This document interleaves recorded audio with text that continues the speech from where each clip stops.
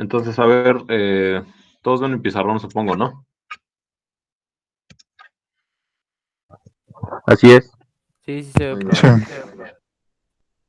perfecto.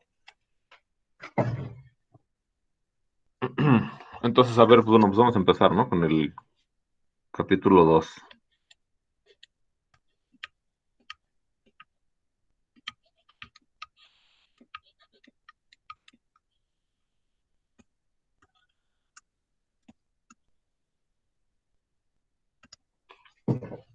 Entonces, bueno, vamos a estudiar las isometrías del plano y digamos que la idea de- del curso a partir de este momento va a ser todo el tiempo hablar de isometrías durante este capítulo 2 pues se va a tratar de hablar de isometrías del plano, clasificar las isometrías del plano y más adelante hablaremos de las isometrías del plano hiperbólico, ¿no?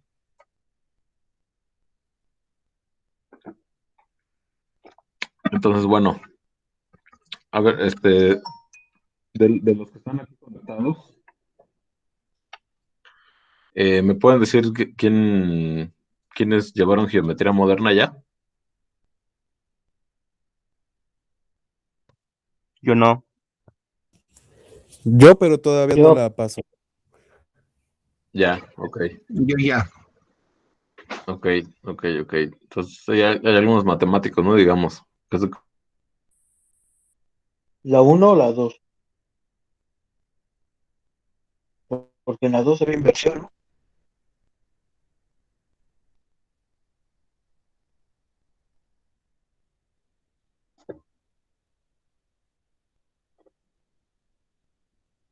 Ok, bien. Entonces, bueno, les contaba, ¿no? En geometría moderna se estudia mucho, se estudian los triángulos y se habla de criterios de cuándo dos triángulos son congruentes, ¿no?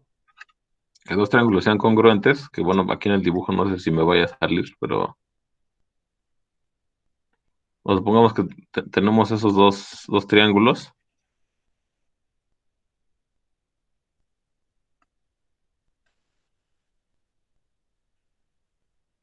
Entonces, que dos triángulos sean congruentes quiere decir pues que sus lados midan lo mismo, ¿no? Es decir, que por ejemplo que este lado mida lo mismo que este lado de aquí mida lo mismo que este de aquí, y que este lado mida lo mismo que este, ¿no? Y bueno, el hecho de que sean congruentes los triángulos significa pues que los ángulos también son iguales, ¿no? Los ángulos que están formados, digamos, por los mismos por los lados que miden lo mismo, pues también son iguales.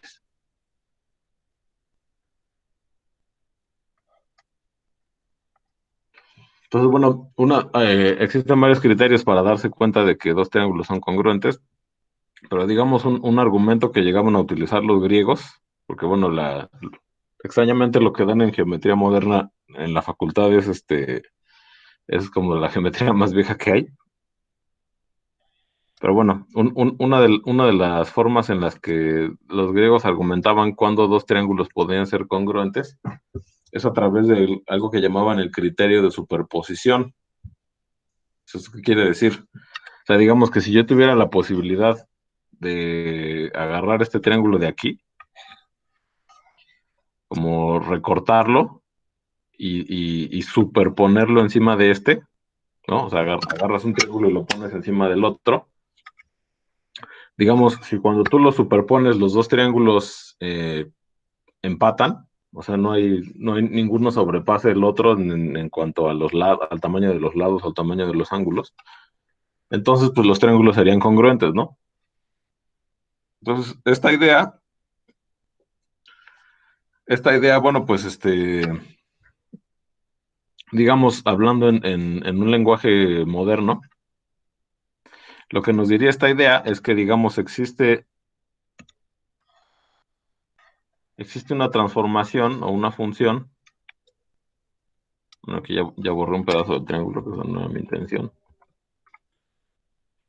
Lo que nos diría sería que existe una transformación que me lleva un triángulo en el otro, ¿no? O sea, digamos, con un lenguaje más moderno, yo lo que estaría diciendo es que existe una transformación que me lleva este triángulo de aquí, en este triángulo de aquí, en este triángulo de aquí, ¿no? O sea, que me lleva este triángulo en este triángulo de aquí. Entonces, bueno, pues justamente ese tipo de transformaciones son las que vamos a estudiar. Esas transformaciones van a ser las isometrías del plano.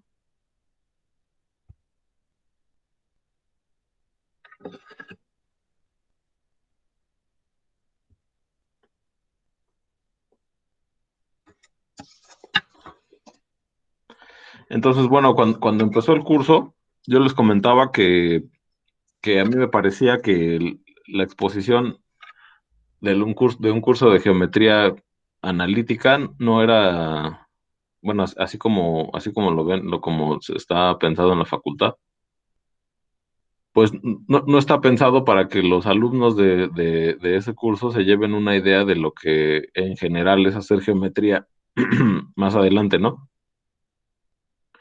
Entonces, bueno, una concepción más moderna que se tiene de la geometría es la siguiente, ¿no? Según, según Félix Klein, es un matemático geómetra muy reconocido, muy importante. Félix Klein decía que la geometría,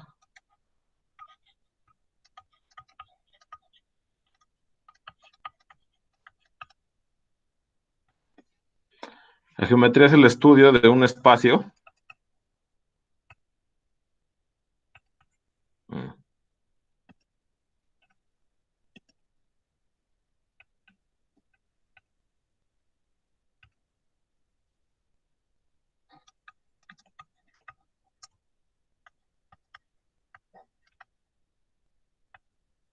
La geometría es el estudio de un espacio junto con su grupo de isometrías, ¿no?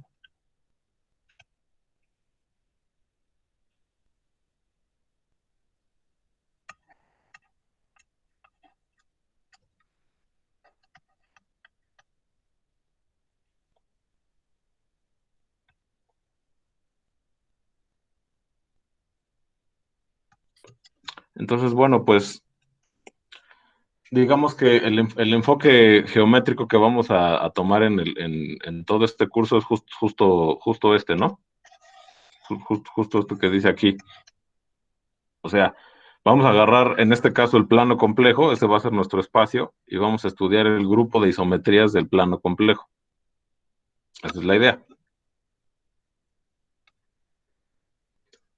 Entonces, bueno, pues digamos, para empezar a estudiar o empezar a hacer geometría a partir de este enfoque, lo que necesitamos es necesitamos dos cosas, ¿no? Definir exactamente qué es una isometría,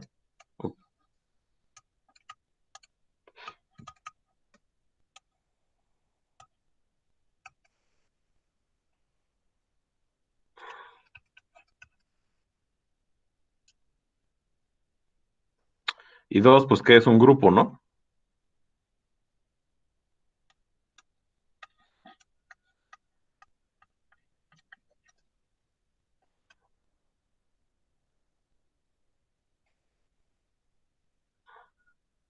Entonces, bueno, pues de aquí, de los que estamos ahorita aquí conectados, ¿quién me puede decir qué es qué es un grupo o si ha tenido ya experiencia estudiando grupos?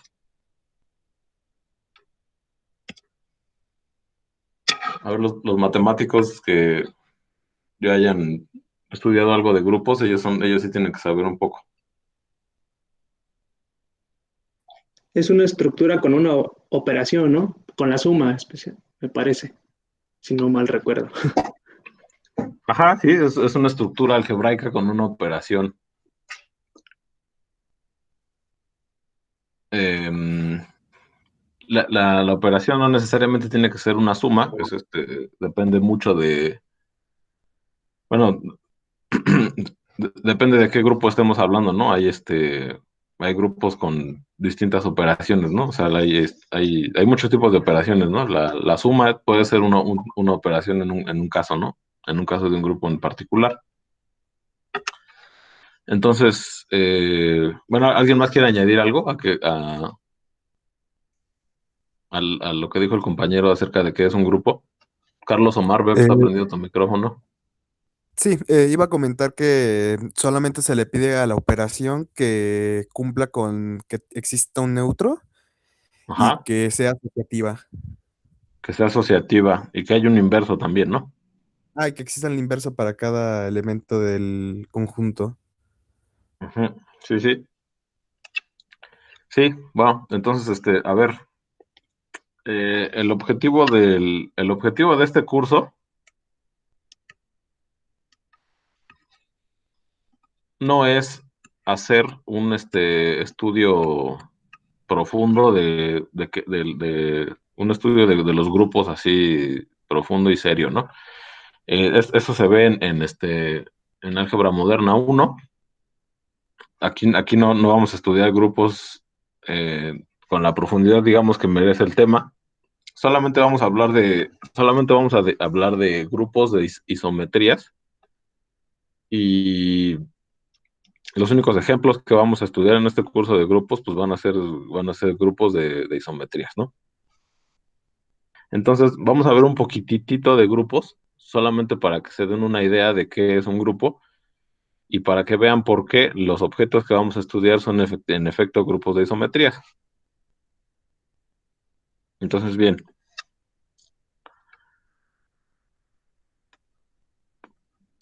vamos a ver, definición. Entonces, a ver, voy a tomar primero un conjunto distinto del vacío. G va a ser un conjunto distinto del vacío. Entonces, a G yo voy a decir que G tiene una operación binaria, o sea, G distinto del vacío con una operación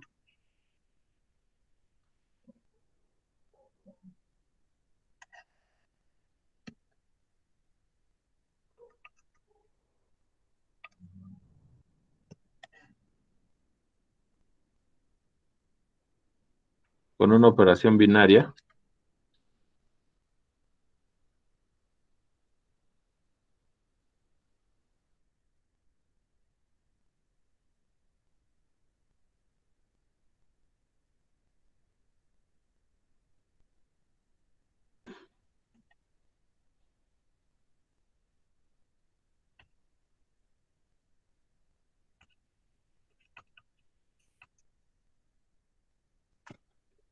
y un elemento neutro que satisfacen las siguientes propiedades, ¿no?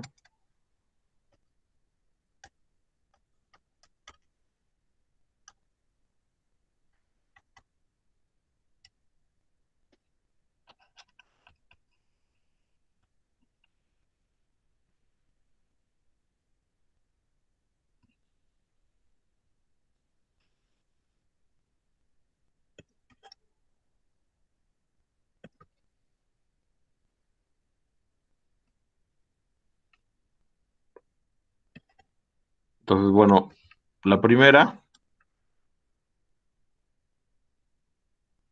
pues es la propiedad de cerradura, ¿no?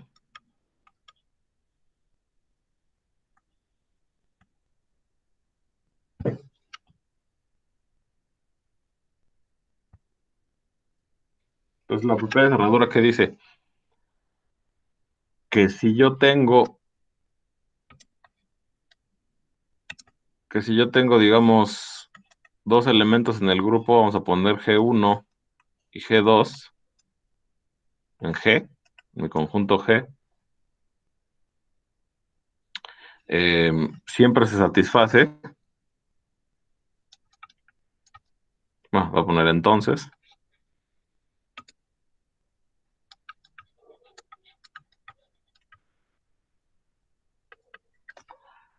G1 y G2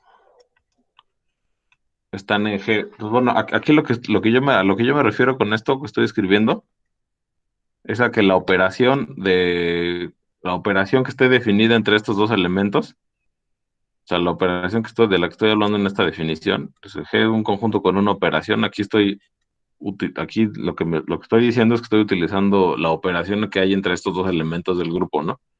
Si yo me tomo dos elementos del grupo, entonces la operación entre ellos, el producto entre ellos, va a ser un elemento del grupo también. Eso es que se ha cerrado.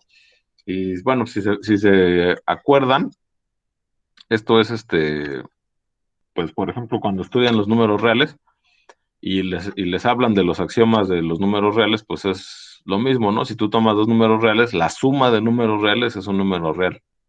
Tomas dos números reales, el producto de dos números reales es un número real, ¿no? Es lo mismo, solo que aquí la operación y los elementos pues no necesariamente son los mismos, ¿no? Aquí no necesariamente estoy hablando de números reales y tampoco necesariamente estoy hablando de operaciones como las que ya conocemos de suma y producto.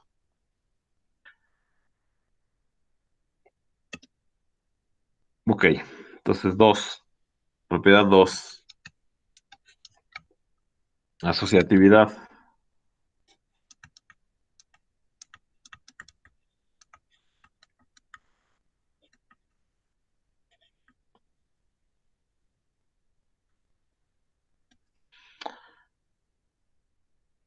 Entonces la asociatividad que dice que si yo me tomo tres elementos, si tengo G1, G2 y G3 en G, grandota, en el grupo, entonces se satisface lo siguiente.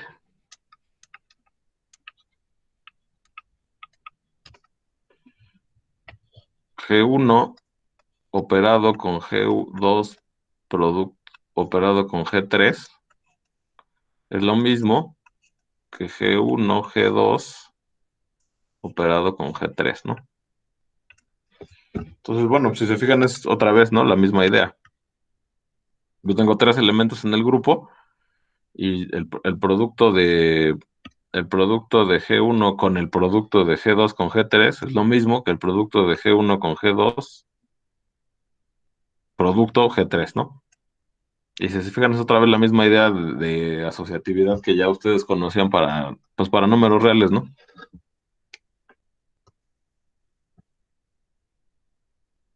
Entonces, bueno, tengo que también comentar que aquí estoy utilizando la notación de cómo yo estoy enunciando estas propiedades. Lo estoy escribiendo como si fuera producto de números, ¿no? Como si fuera una multiplicación de números. En realidad no se sabe, o sea, no, en abstracto un grupo no tiene por qué ser un conjunto de números y la operación no tiene por qué forzosamente ser el producto de esos números, ¿no? Solo que para facilitar la notación lo estoy escribiendo así. Y ahorita les voy a comentar algunos ejemplos en donde, bueno, las operaciones no van a ser productos de números, ¿no? Porque te digo, eso puede resultar confuso ahorita, ¿no? Que estoy hablando de un conjunto en abstracto con elementos y la operación entre los elementos, pues la estoy denotando como normalmente se denota la operación de producto entre números reales. No necesariamente es lo mismo, no necesariamente es el mismo conjunto y no necesariamente es la misma operación. 3. Neutro, ¿no? Justo lo que comentaba el compañero.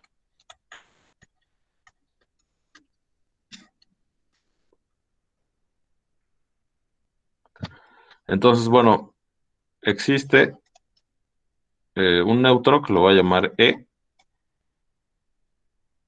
en G, tal que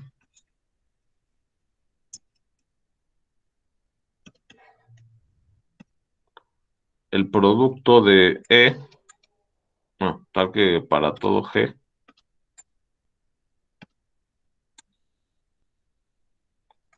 para cualquier elemento del grupo, E operado con G es lo mismo que G, que es lo mismo que G operado con E, ¿no? Entonces aquí lo que me está diciendo es que hay un elemento que va en el grupo que deja fijos a todos los demás, a cualquier elemento que yo tome, ¿no? A cualquier elemento del grupo. Es lo que es propiedad. Es como la existencia del cero en los números reales.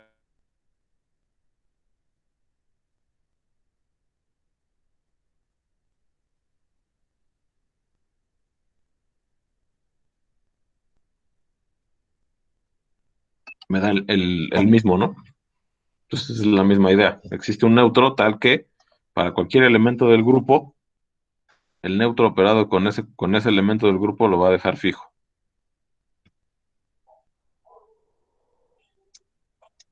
Y ya, finalmente, inverso.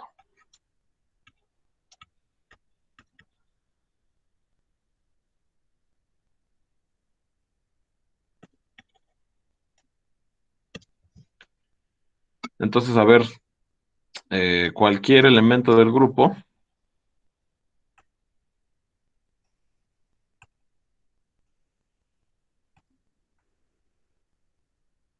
aquí no es capaz, ¿no?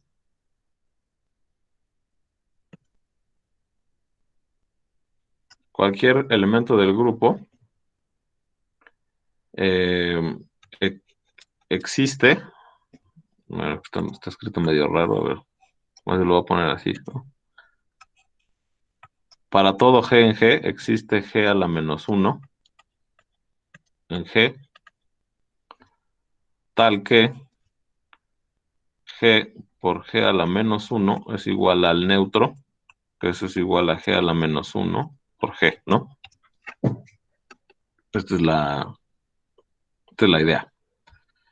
Cualquier elemento del grupo tiene un inverso. ¿Eso qué quiere decir? Que cuando yo multiplico G por el inverso, entonces voy a obtener el neutro, ¿no? O sea, siempre que yo multiplique G por su inverso, voy a obtener el neutro. Y además no importa en qué orden haga la operación, ¿no?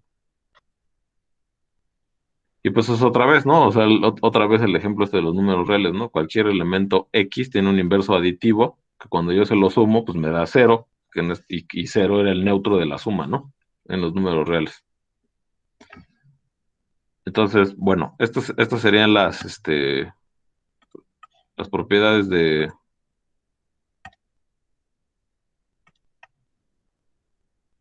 tengo que hacer menos un todavía. Estas serían las propiedades de grupo, ¿no? Entonces, bueno, el chiste sería ahora ver algunos ejemplos, ¿no? ¿Alguien tiene alguna duda de estas 4 propiedades? Ninguna. ¿Seguros?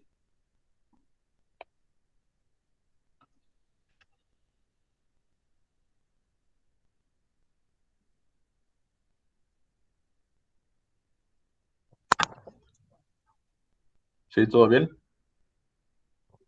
Sí. Ok, bueno.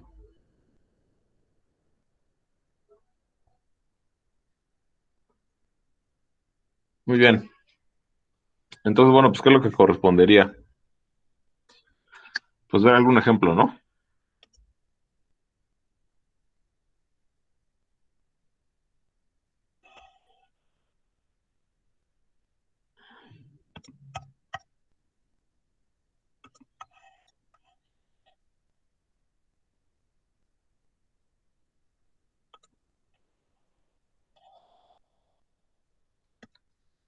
Entonces, bueno, a ver, ejemplos.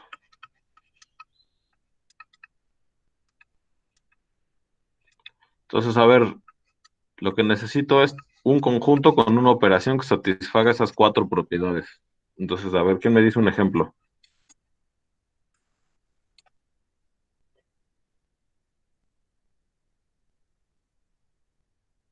Los enteros Ajá, con la suma. con la suma, exactamente. Entonces, aquí, ¿cómo te llamas? Omar. Omar. Entonces, Omar dice, consideramos el siguiente ejemplo, ¿no? Tenemos Z, el conjunto de números enteros, con la operación de suma, ¿no?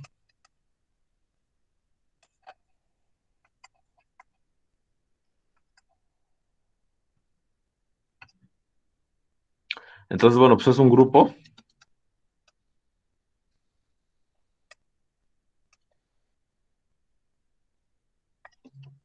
A ver, pues sí, es un grupo, ¿no? ¿Por qué? Pues porque, a ver, si yo me tomo 2 enteros y los sumo, obtengo un número entero, ¿no? O sea, se satisface la propiedad de cerradura.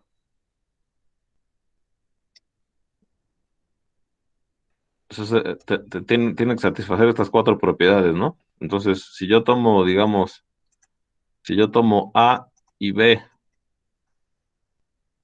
enteros, pues entonces A más B también va a ser un entero, ¿no? Pues eso ya lo sabemos, ¿no? Si yo sumo dos números enteros, obtengo un número entero. Entonces, pues, por lo tanto, eh, ajá, o sea, se satisface la propiedad de cerradura, ¿no? Por lo tanto, la operación es cerrada, ¿no? Así se dice.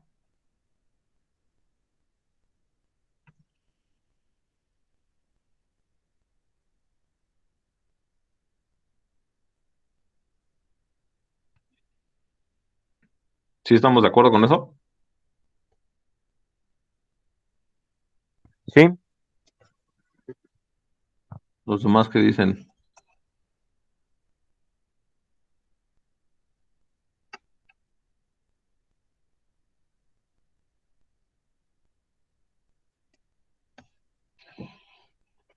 bueno, entonces lo siguiente que habrá que ver es que la suma es asociativa.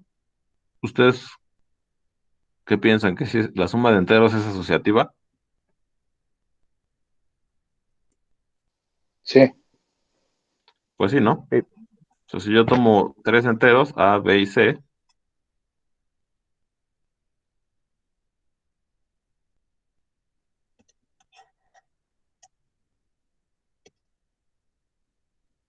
pues entonces A más B más C, eso claramente es igual a A más B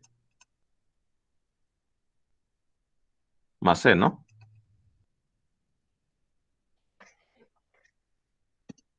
Entonces, por lo tanto, la suma es asociativa, o la suma de enteros es asociativa, ¿no?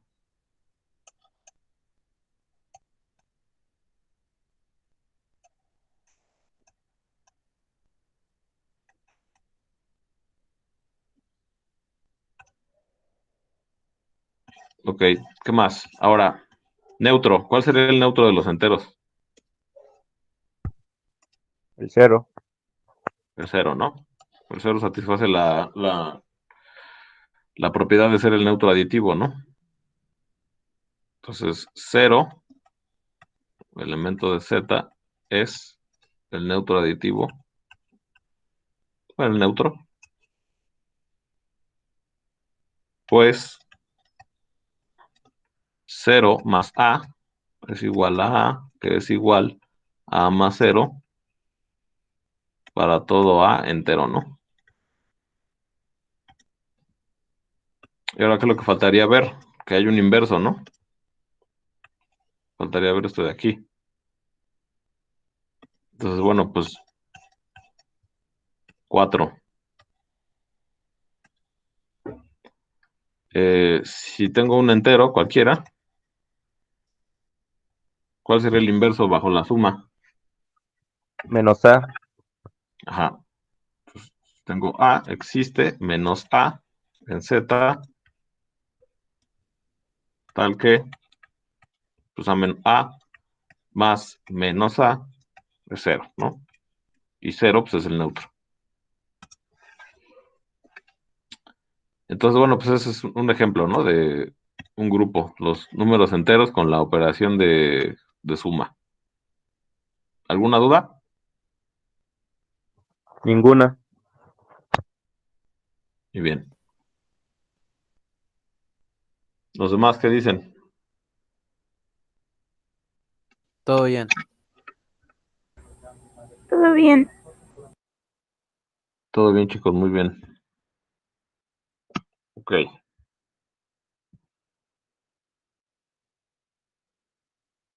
Ok, bueno, está bien. Nos vamos a continuar. Ok, ese es un ejemplo. Vamos a ver otro ejemplo.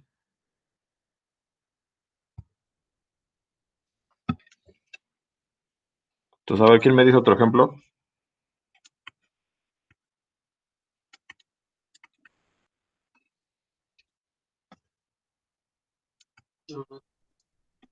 ¿Cómo?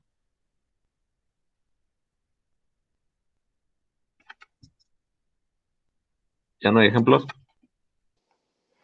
Yo tengo uno, pero no estoy seguro si sea grupo. A ver, Sería dime. la composición de funciones, pero tendrían que ser biyectivas, funciones biyectivas, o Ajá. simplemente con que sean funciones. ¿Funciones de dónde a dónde? Del mismo conjunto. ¿O Porque un si conjunto fueran arbitrario, dices? de A en A, porque si fueran de diferente conjunto, entonces yo creo que no existiría el La inverso. composición, ¿no? Ajá. Muy bien. Este ejemplo que acaba de dar el compañero es básicamente el ejemplo que vamos a estudiar nosotros en todo el curso. Entonces dice él,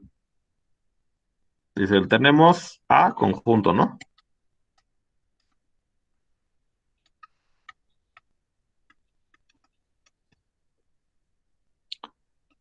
Y consideramos, ¿cómo le pongo? ¿Cómo se denota esto? ¿Cuál es la notación para las funciones de A en A? Ya no me acuerdo. Creo que es A, bueno, creo que, a ver, lo voy a poner así, ¿no? Porque ahorita no me acuerdo cuál es la notación buena, pero lo voy a poner así, ¿no? Una A con con esta doble barra, ¿no? Esto es el conjunto de todas las Fs de A en A, tales que F es biyectiva.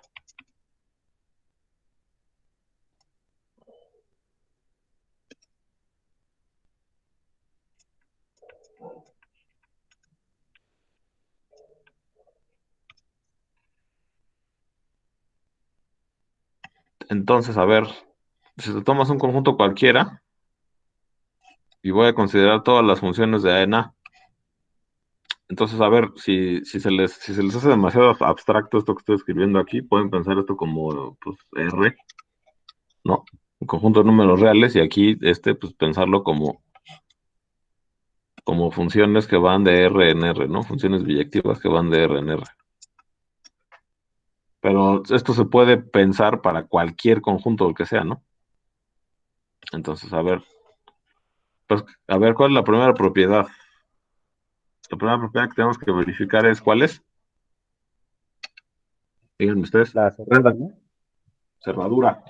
Entonces, ¿la cerradura qué quiere decir? O sea, que si yo tomo dos funciones, dos elementos de este de aquí, pero los elementos de este de aquí son funciones, ¿no? Entonces, si yo tomo dos funciones en esta cosa que escribí aquí,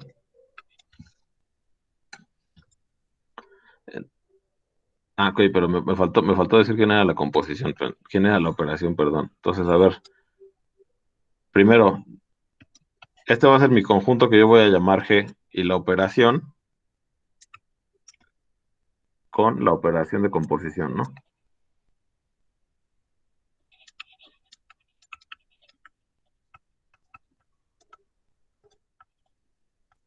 Composición de funciones.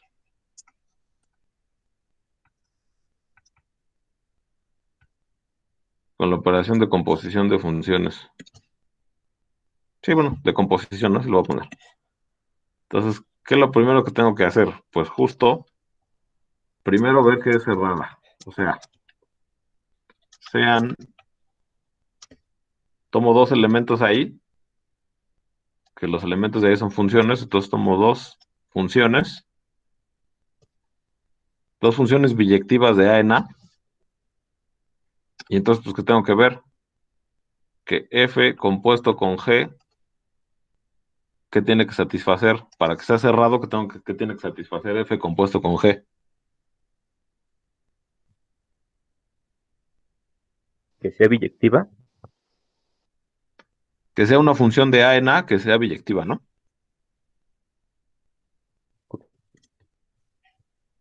Entonces, a ver, digamos, sean F y G en A. Pues, entonces, a ver, pues la composición de F con G, pues es una función que va de A en A, ¿no? ¿Por qué? Pues porque A ver, cu- ¿qué significa hacer una composición de funciones, no?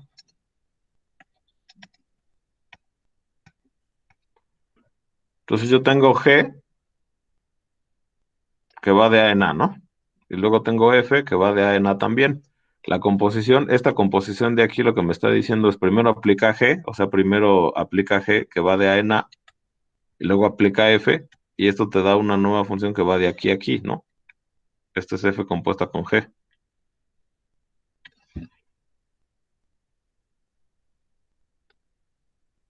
Entonces, bueno, lo que obtengo es justamente una función que va de A en A. ¿Cómo sé que es biyectiva?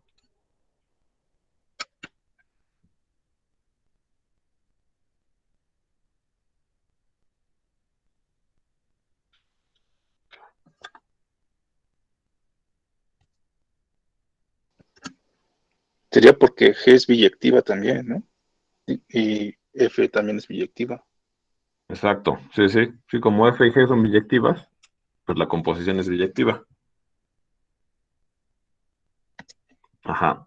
Entonces, F compuesta con G es biyectiva,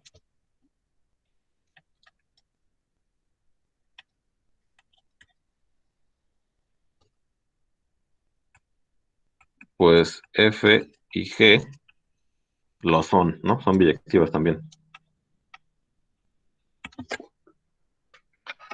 Entonces, bueno, rápidamente saltamos a un ejemplo muy abstracto. ¿Qué me dicen los demás compañeros? ¿Sí estamos de acuerdo con esto? ¿Tienen alguna duda de esto?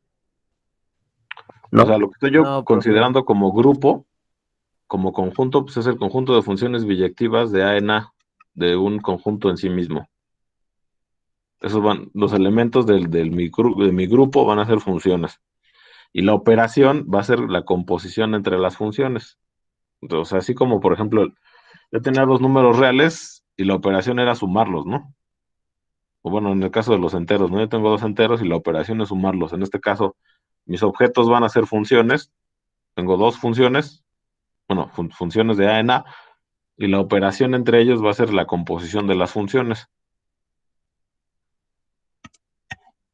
Creo que alguien iba a decir algo antes de que empezara a hablar otra vez. ¿Hay alguna pregunta?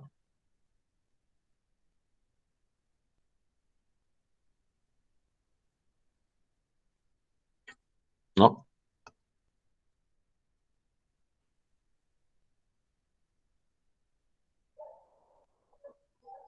Isaac dice que no.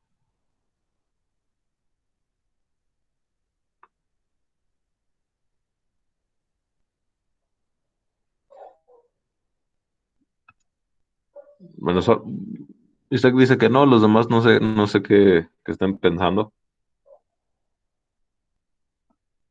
¿Continuamos? sí, Abigail dice que sí. Ok. Bueno, pues vamos a continuar. Entonces, bueno, entonces ya según lo que acabamos de ver aquí, entonces ya tengo que la composición es cerrada, ¿no?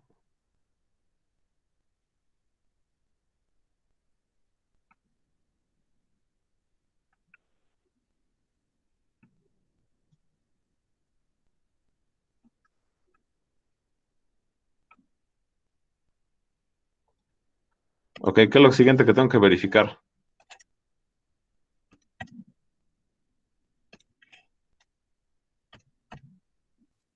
la existencia y del neutro aditivo, ¿no? Mm,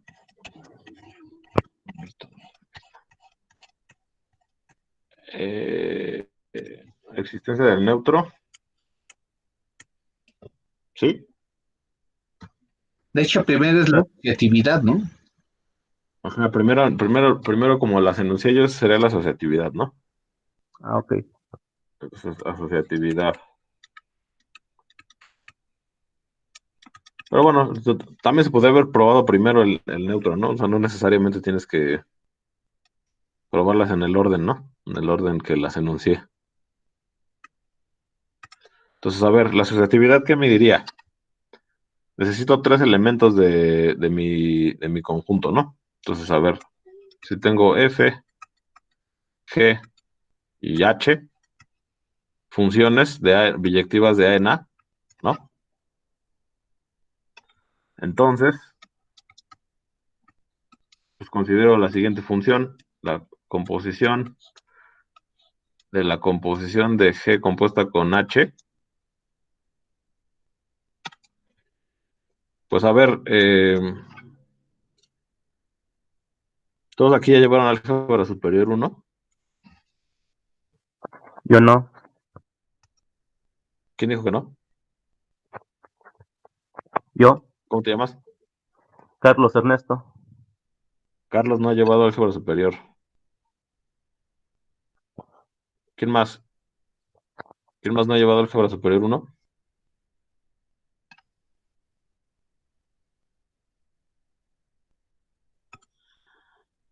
Zaira. Ah, es que tú llevaste álgebra para físicos. Bueno, según yo, en esos 2 cursos se verifica que la composición de funciones siempre es asociativa. Y eso es fácil pues es fácil de probar. O sea, a ver, yo lo voy a escribir, ¿no? Entonces, esto es igual a F compuesto con G compuesto con H. Esto es porque la composición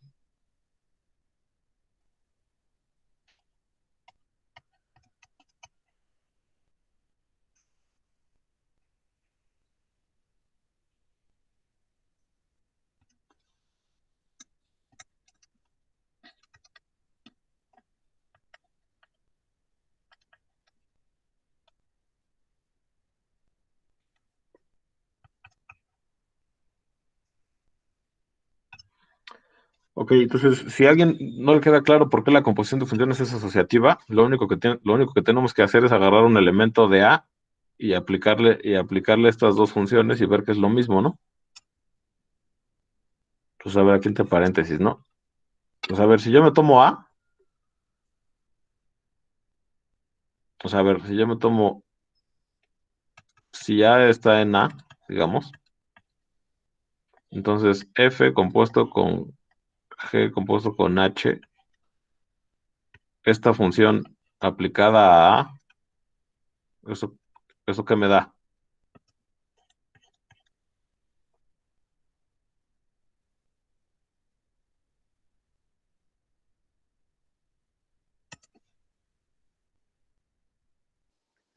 Sería F compuesto con G y G evaluando a H en A.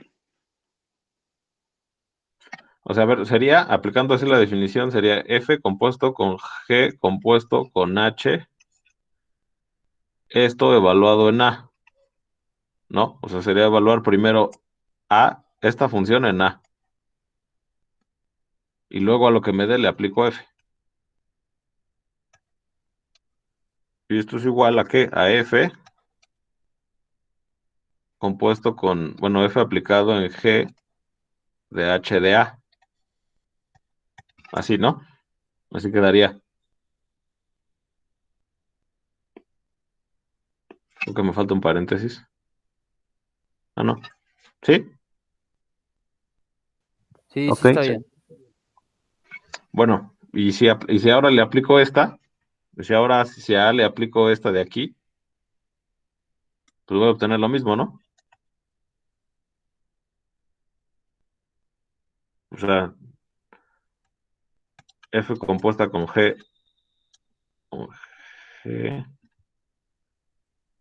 no sé qué pasó aquí.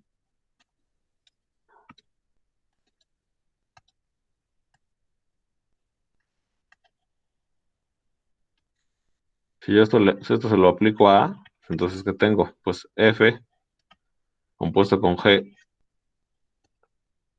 esto aplicado a H de A. Esto sería lo mismo que F compuesto, bueno, no, que F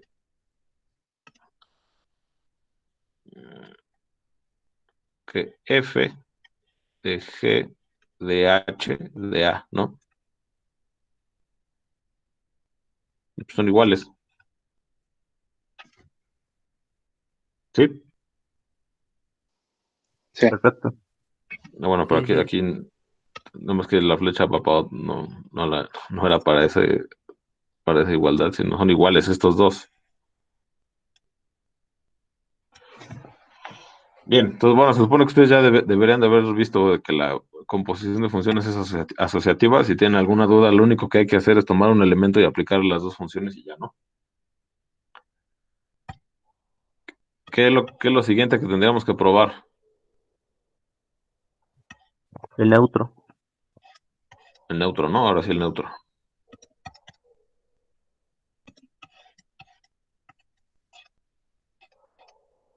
Entonces, propiedad 4, neutro.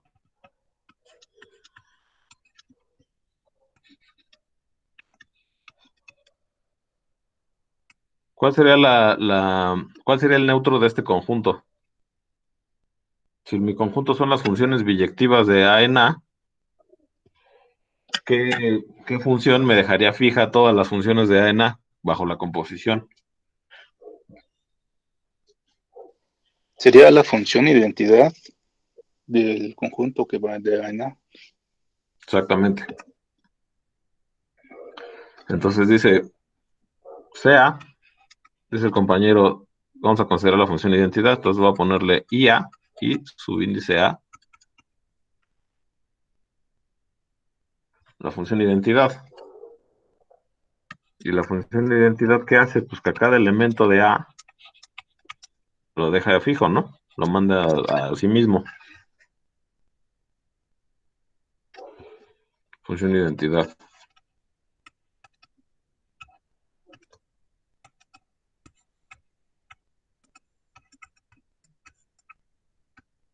Ajá. Entonces, de nuevo, pues en álgebra superior o en álgebra para físicos, debieron de haber probado justo esta propiedad de la función de identidad. O sea, si yo tengo f una función biyectiva de AN arbitraria, entonces f compuesto con esta cosa, con la función identidad, eso me da f, y eso es lo mismo que la identidad compuesta con f, ¿no?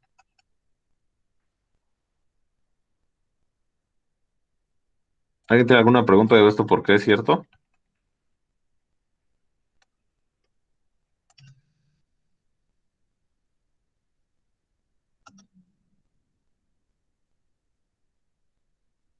¿No? ¿No?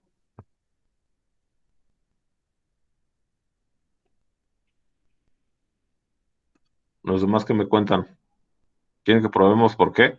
¿Por qué pasa eso o no? Pues si se puede poner como un ejemplo, estaría mejor. ¿Cómo? Si se puede poner un ejemplo, ¿Un ejemplo? O sea, ¿tú quieres que probemos la propiedad? sí, Bien. Ok, entonces, ¿cómo te llamas? Carlos Ernesto. Carlos. Ok, Carlos, entonces, ¿cómo crees que podamos probar esta cosa?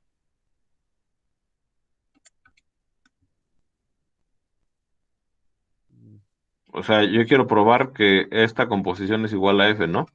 Yo quiero probar Ah, que estas dos funciones son iguales. ¿Cómo pruebo que son iguales?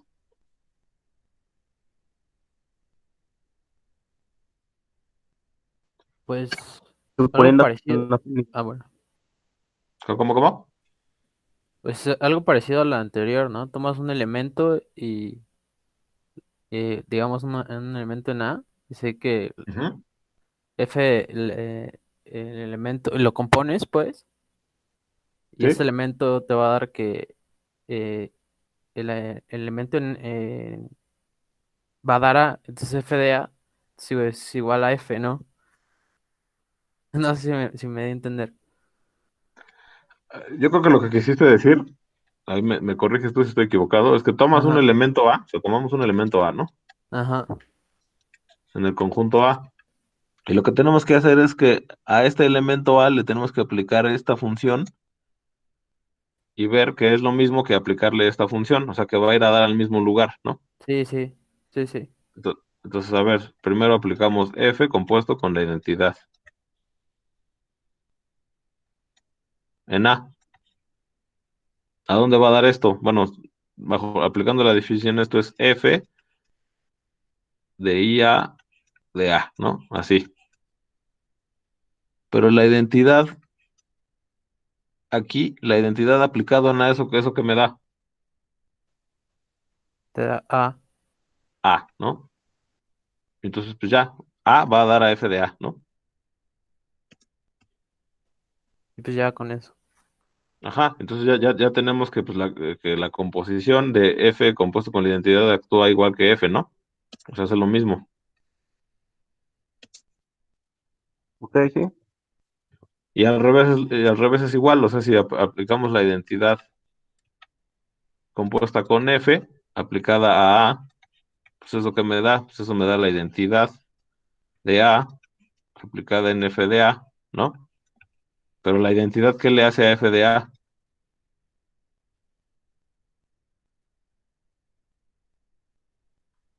¿a dónde manda la identidad a este punto f de A? FDA. A f de A, o sea, lo deja fijo. Entonces esto es igual a f de A.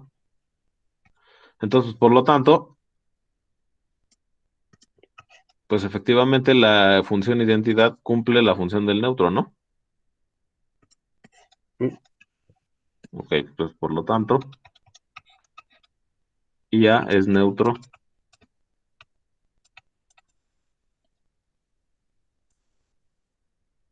de de esta cosa, ¿no? Del conjunto de funciones biyectivas de A en A. ¿Qué hora es? A ver, ¿qué hora es? Ah, ya falta poquito. Bueno, entonces, ¿qué falta? Falta una propiedad, ¿no? Díganme La cuál del es. inverso aditivo. El inverso del conjunto. Entonces, a ver, propiedad, última propiedad. 5, ¿no? No, 4 más bien. 4. Si f es una función biyectiva de A en A, ¿cuál sería la inversa? ¿Cuál sería una función que compuesta con f me dé la identidad? Esa sería la inversa de f, ¿no? Una función que compuesta con f me dé la identidad.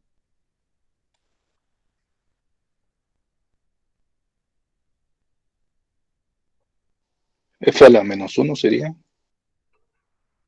O sea, como f es biyectiva, entonces tiene inversa, ¿no? Esa es una propiedad de las funciones biyectivas. Las funciones biyectivas tienen inversa. Sí. Entonces, si f está en A, pues entonces f a la menos uno también es biyectiva, también es una función biyectiva de A en A y satisface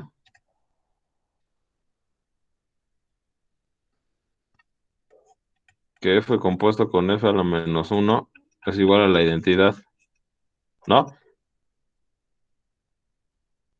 Y eso es igual a f a la menos uno compuesto con f. Entonces ya tenemos que esta cosa de aquí es un grupo.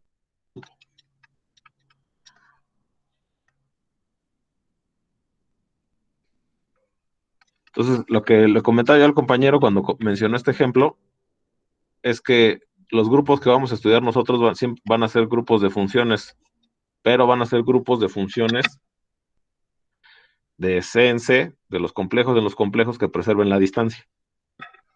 O sea, no van a ser funciones arbitrarias, sino van a ser funciones que van de C en C, que van a preservar la distancia. Y ese va a ser el grupo de isometrías de C.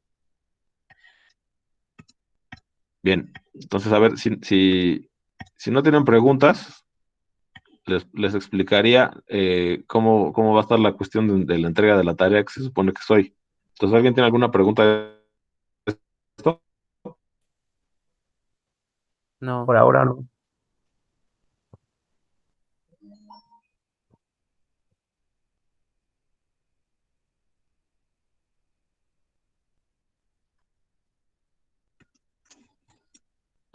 Ok, pues todo el mundo dijo que no. Bien, entonces a ver, ¿ya acabaron la tarea? ¿O todavía o la van a empezar a hacer ahorita? ¿O cómo está? ¿Cómo van? Sí, ya la terminamos. Ok, que pues casi todos aquí dicen que ya en el chat. Pues a ver, entonces la tarea es por equipos, ¿no? Equipos de 5 personas, eso quedamos, a menos que, bueno, pues por la razón que sea, nadie haya querido adoptarlos. Pues si alguien entrega una tarea por separado, todas las tareas por separado las vamos a juntar en un equipo, porque no queremos calificar tareas individuales, pues porque somos demasiados en el grupo. Entonces, yo recomiendo, bueno, más bien les voy a pedir que la tarea, por ejemplo, en un equipo de 5 personas, que uno de esos integrantes del equipo sea el que suba la tarea de todos en el Classroom, o sea que no repetir las tareas, ¿no? O sea que no sea que las 5 personas suban la misma tarea al Classroom, sino que solamente uno de los integrantes suba la tarea y obviamente en el archivo de la tarea venga el nombre de los demás integrantes, para que sea más fácil para nosotros elegir distribuirnos la tarea, ¿no? Porque si están todos los archivos de todos, si hay tareas repetidas, digamos, en el Classroom, entonces, pues, nos vamos a hacer bolas. Entonces, para facilitarnos a nosotros la calificada, les voy a pedir eso, que solamente un integrante del equipo suba la tarea y, bueno, y obviamente en el archivo de la tarea aparezcan los nombres de todos para poner la calificación a todos. ¿Está claro eso? Hay una duda. ¿En el Classroom se sube donde dice personas o es en en el